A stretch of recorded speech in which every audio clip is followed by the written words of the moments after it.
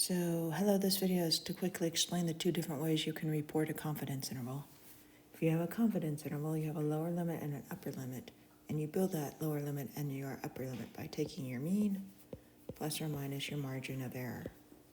So the lower limit is when you take the mean minus the margin of error, and your upper limit is when you take the mean plus your margin of error.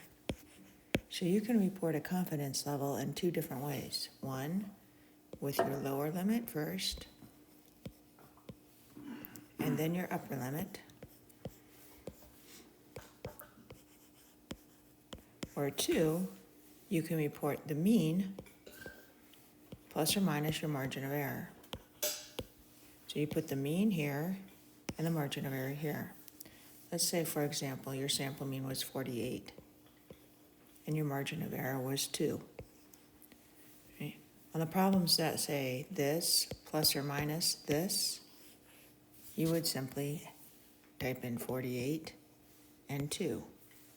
On the problems that look like this, that ask for just a confidence interval, one confidence interval, you put your open parentheses, your lower limit, which is 46, and your upper limit, which is 50. So that is the two different ways you can report a confidence interval. If you're getting problems wrong that are confidence intervals, you're probably reporting it the wrong way. Thanks.